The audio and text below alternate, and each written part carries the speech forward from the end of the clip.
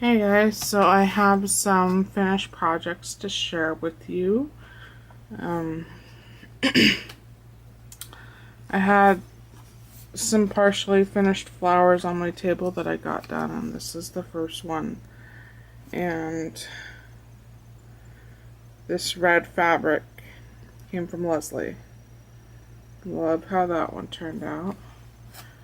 And then here's the second one, and this also has red fabric, but it's really hard to see if you're not looking at it in person. And then I also made this paper rosette flower from this paper cracked, which good cardstock, you know, like really nice thick cardstock, just does not like to bend. So I mean, I should have known it was coming, that the cracking would happen on the paper. So those were the three small things that I got done. So this next thing, this one was kind of frustrating because I didn't know what I was doing. Even if I had measurements to go by, I'm usually pretty willy-nilly when it comes to doing things, and I probably wouldn't have used the measurements anyways. But I made this, and I really don't do a whole lot of like paper crafting, and I'm not talking about cards, I'm talking about dimensional, you know, stuff like this. But I had bought, oh, I put them away. I had bought these pads of paper at the Dollar Tree, and they're longer than this. I ended up having to cut these pads down. I think I'm getting a bit ahead of myself. Okay.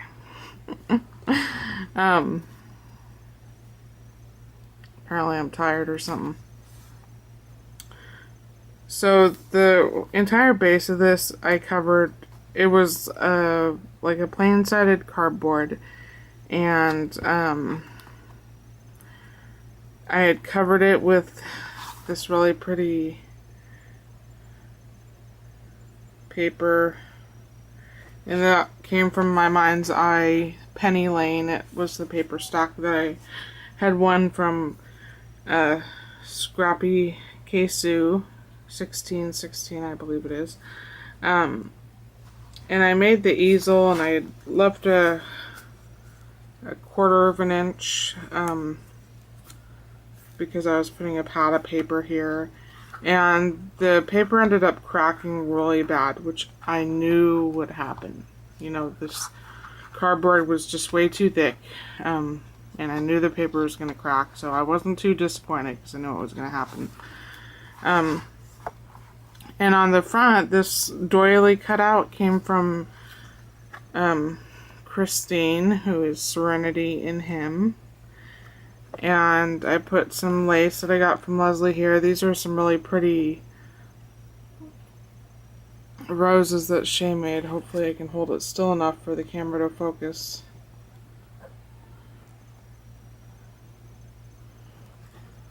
Come on, camera. Don't be a butthead. Steady my hands on the camera. I think that's kind of clear. Anyways, Shay made those. I put them back in this jars so that I'd, oh shoot. Just dropped one on the floor.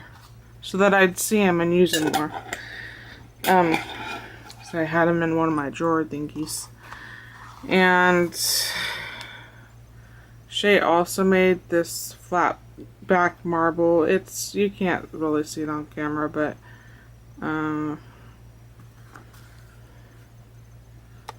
steady my hands on the tripod. Yeah, you're not going to be able to tell. It's too shiny. But it's got a really pretty blue mottled background to it, and it helps to weigh this down because this was cardboard. It wanted to bounce up. And so I've got some polyester rosebuds and a leaf, and then this is one of my starched fabric roses, and then this was a heart pendant, and I just cut off the loopy thing. I put it on here to weigh it down, but it didn't weigh it down very much, so then I put the flat back marble. And then this lace back here was also from Leslie. And then these really cute bunnies came from, oh, I left the stamp out. Bonnie sent me this stamp. I don't have any, like, besides Christmassy, I don't have any, like, girl stamps to color up, and so I did the bunnies, and I used one of the Le Plume markers that Bonnie gave me to do this orange rabbit, and then I didn't have a brown, so I just took some Memento ink, like one of these, and like I think it was like chocolate chip or something, and then I dabbed a Q-tip in it to do the shading on the orange rabbit, and then I also did the Q-tip thingy to color up this little Dutch bunny here. So, and then the pad, there was too much, I really didn't leave myself enough room, because like I said, I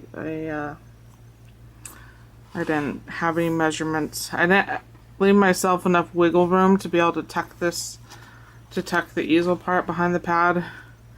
And what was happening is, it was just popping out.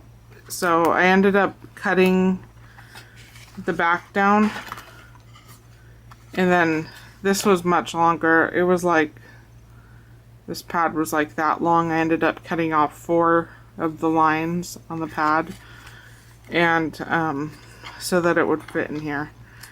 And this little pocket I glued on with E6000 so that I hopefully you know, it's not going to rip off. And then I also cut a replacement pad to go in there. So, I liked it. I think it turned out really cute. I love how it turned out. And then I made an ornament for Shay, a steampunky one. I was looking through my paper, and I saw the Graphic 45 steampunk tags that Leslie had sent me. And so I decided to make an ornament with oh, here's another flower that I made. I don't know if you'll be able to see it, but it's one of those ones where you melt the edges. I was trying.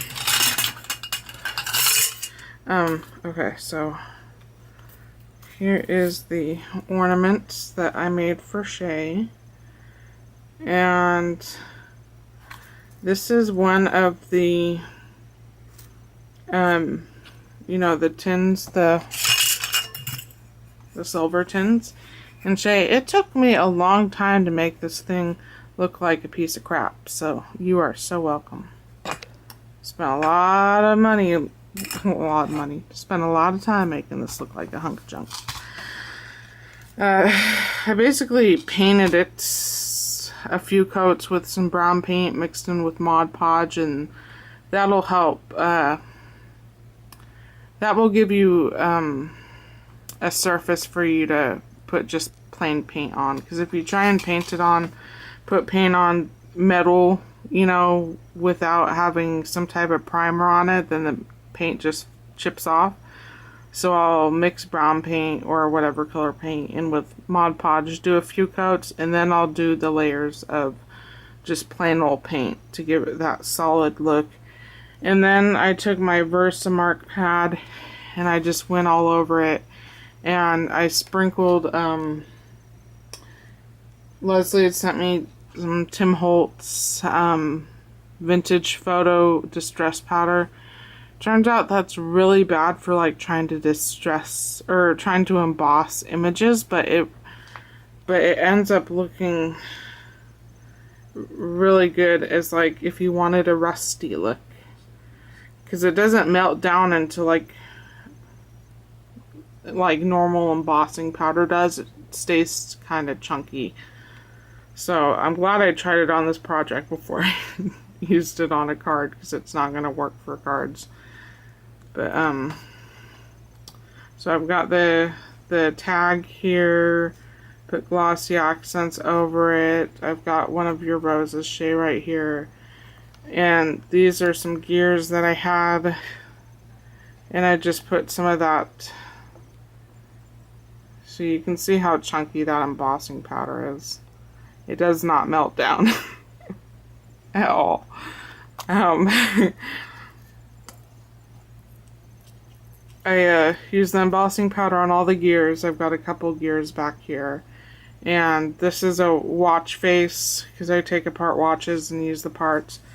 Put that embossing powder on there. This rose came from Bonnie. I think so did these red ones.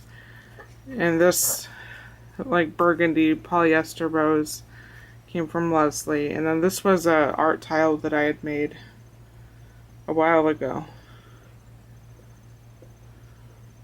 So I wanted to use that. And then I had some rusted chain, so I used that as a hanger. And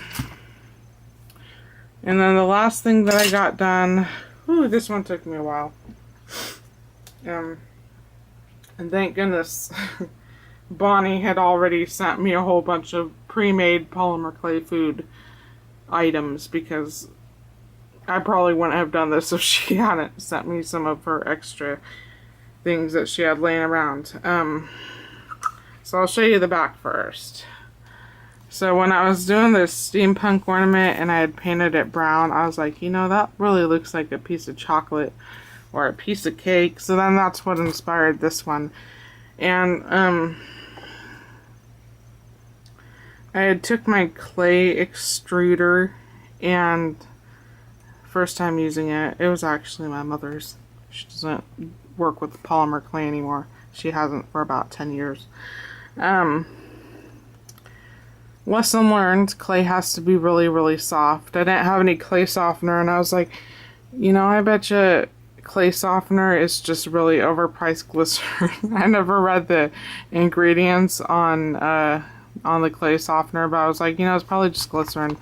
So I added glycerin to the clay, and it made it soft, and it was perfect. So, because turns out, if you don't have super, super soft clay, it's just going to pop the top off the extruder. So I pumped out this big stripe, and then I had laid it on one of these non-painted ones, baked it, and then peeled it off and glued it on. So, to make it look like a chocolate cake. And then here is the inside. And I'm really happy with how it turned out. So, these two rectangles of wood were actually a square that I cut in half-ish. I cut it in half-ish. And it was, the brand was Forster. And they were the woodsies, the cheap old soft woodsies that you can get at Michael's. And Bonnie had sent me those. And painted them white, wrote that on there. The shelves are popsicle sticks that I painted white. And then here's all the adorable food that Bonnie had already made. Got a cinnamon roll, got a old-fashioned donut, bar donut, chocolate donut. I guess that'd be a strawberry donut. And then candied apples, caramel apples. Come on, camera, focus. And then the rolling pin, I painted white with blue handles, and then I did little dot daisies on there. Not sure how well you're going to be able to see it.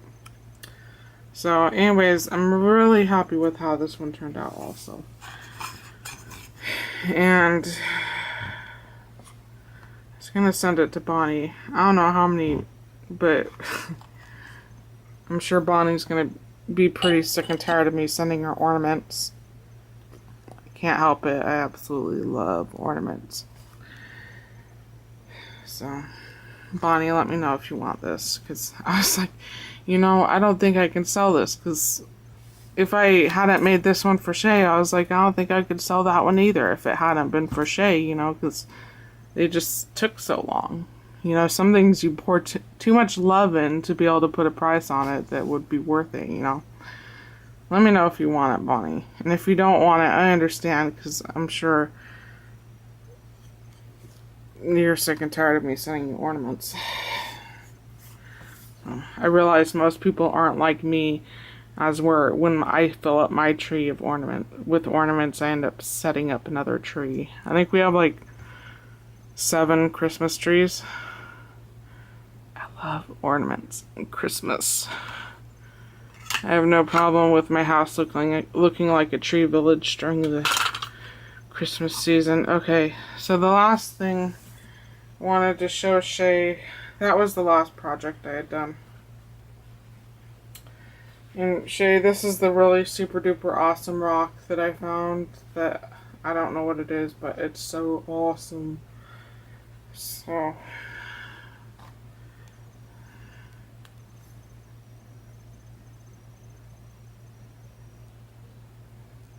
see if I can focus better.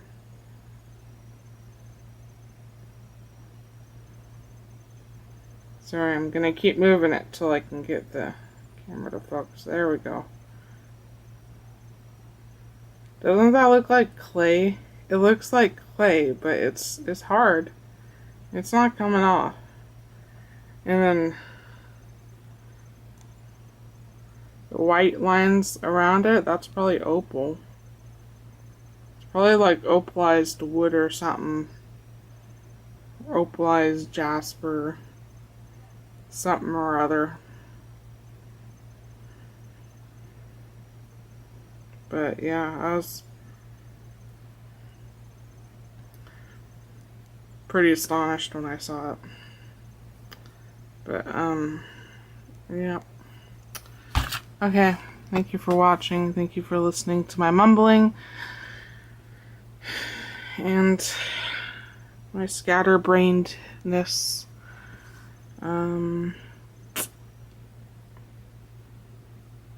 Yeah, okay. I'll talk to you guys later. Bye.